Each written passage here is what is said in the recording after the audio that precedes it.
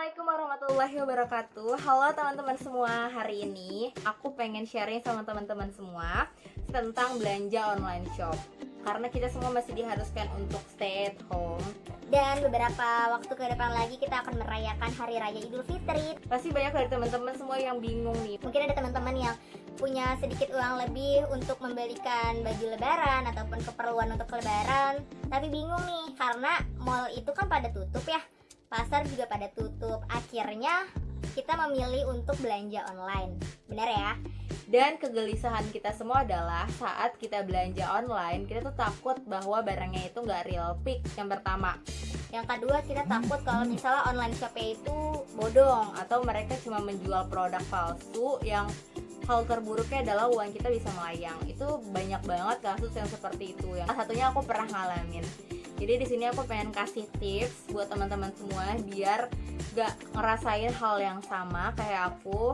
Kalau misalnya kita ngeliat ada online shop dan ada barang yang kita suka, jadi jangan langsung oh ini ada online shop udah mau beli gitu. Hal yang pertama harus kita lakukan adalah kita harus ngeriset terlebih dahulu. Kita harus cari tahu nih, ini akun beneran atau akun bodong gitu ya kan. Untuk tips yang pertama dalam meriset suatu Instagram online shop adalah lihat jumlah followers. Jangan pernah terlena dengan jumlah followers yang banyak, teman-teman. Karena kebanyakan dari kita kalau misal ngelihat jumlah followers, oh mereka udah banyak nih, udah ratusan kak, udah pasti trusted, udah kayak gitu kan.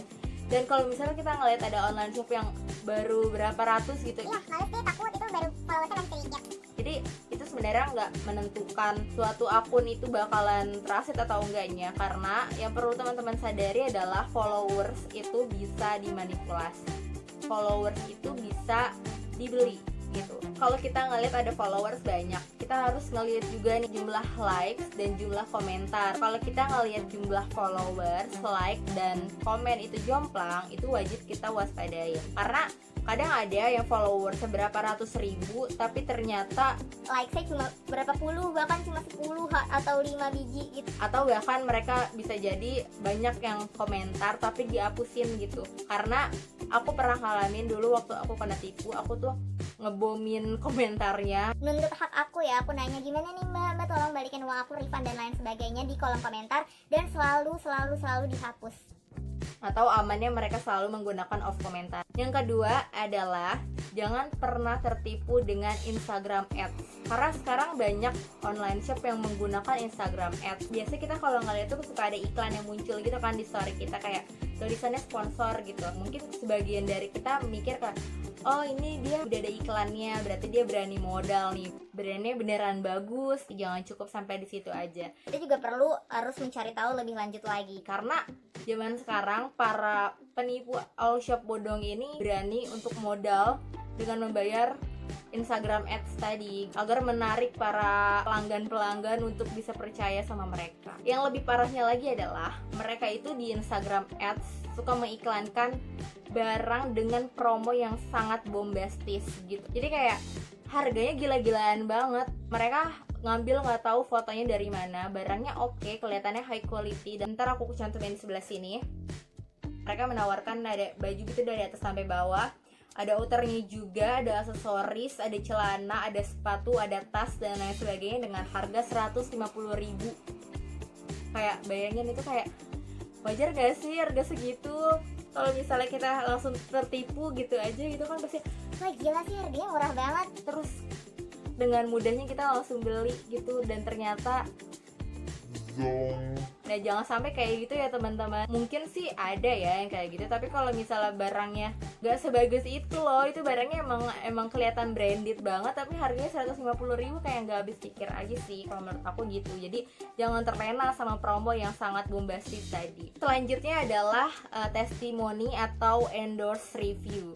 Jadi kalau misalnya kita ngelihat banyak online shop atau brand yang udah terkenal, mereka endorse artis ya. Jadi mereka meminta artis untuk mereview barang jualan mereka, produk mereka. Nah, kebanyakan dari si akun bodong ini tuh mereka testimoni palsu, tau gak sih? Jadi kayak mereka cuma kirim screenshotan dari WhatsApp. Jadi kayak gini nih, ntar aku bakal kasih sebelah sini ya. Mereka kirim screenshotan dari WhatsApp tanpa kita tahu sumber yang jelas. Bahkan mereka kayak cuma kirim screenshotan nomor resi. Cuma kayak gitu doang. Jadi kita nggak bisa tahu nih kebenarannya kayak gimana. Beda halnya dengan all shop yang beneran. Kalaupun mereka emang gak sanggup untuk bayar artis, setidaknya mereka banyak review dari orang-orang yang nge-repost. Contohnya kayak kalau kita bisa ngeliat nih sebelah sini, ini aku kasih tahu ya. Kalau di Instagram kita bisa ngelihat siapa aja orang yang nge-tag kita. Nah kita bisa lihat dari situ, dari tag si akun all shop itu Ada nggak real account yang emang beli produk di sana? Kalaupun ada, kita bisa cek dari akun si pembeli itu. Aku tuh sering banget kayak gitu, jadi kayak aku nanya kayak bahannya bagus apa enggak. Kan aku nanyain kayak, kak BB-nya berapa ya kak, kalau bisa BB segini cocoknya pakai ukuran apa dan lain sebagainya. Aku sering banget tanya kayak gitu buat memastikan ini akun beneran asli atau palsu gitu kan. Selanjutnya adalah kontak person. Kontak person ini penting banget ya teman-teman. Misalnya si akun-akun yang emang udah branded, kebanyakan mencantumkan alamat websitenya. kayak Shopee, Lazada dan lain sebagainya, mereka mencantumkan alamatnya tersebut. Pokoknya lengkap lah gitu. Kalau si all shop bodong ini paling cuma ngasih satu kontak person doang, karena mereka nggak mau meninggalkan banyak jejak gitu loh teman-teman. Terus kita juga bisa ngeliat dari aktivitas di Instagramnya, mereka sering nge-review barang mereka atau enggak. Tapi kalau all shop bodong, mereka cuma nge-share review-review atau testimoni yang gak jelas asal usulnya. Dan selanjutnya adalah kita bisa ngecek dari nomor rekeningnya. Nah buat teman-teman yang pengen cek atau pengen lebih pasti nih aku nih beneran apa enggak ya, bisa cek nomor rekeningnya itu banyak yang melaporkan atau enggak. Nah nanti aku bakalan kasih linknya di bawah sini, tinggal masuk terus tinggal pilih bank apa, nanti bakalan kelihatan di sana, bakalan kelihatan udah berapa banyak laporan tentang si nomor rekening tersebut gitu. Kalau emang laporannya banyak, ya berarti emang dia udah banyak kasus nipu orang. Dan ini dia yang terakhir ya teman-teman, waktu aku ditipu sama all shop. Aku kan kesel banget kan, tapi aku nggak mau nge-up di sosial media karena aku nggak mau kalau banyak orang yang nge-notice Instagram itu gitu. Jadi aku cerita ke teman-teman terdekat aja, bantu buat nge-report. Dan setelah aku nge-report akun itu, aku ngotak-ngatik. Terus aku Nemu nih di sebelah sini, nih aku buka ya di sebelah sini.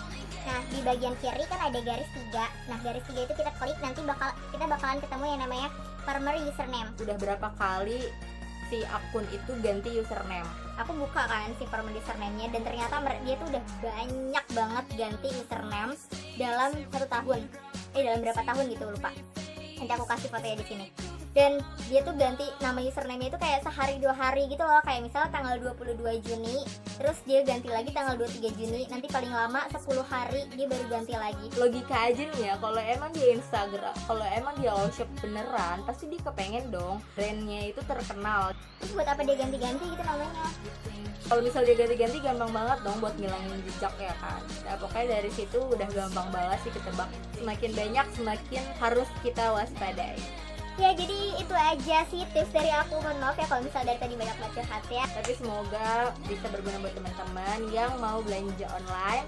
Karena sebentar lagi kita mau lebaran. Walaupun nanti hari raya tetap di rumah aja, semoga kita semua masih tetap semangat. Kita semua masih bisa merayakan hari raya bersama keluarga dan orang-orang tersayang.